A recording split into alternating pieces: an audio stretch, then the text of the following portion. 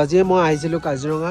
তো আজি আপোনালোকক মই কাজিৰঙাখন দেখাম। তো এটা সৰু মিনি ব্লগত তো চাই থাকক আজি।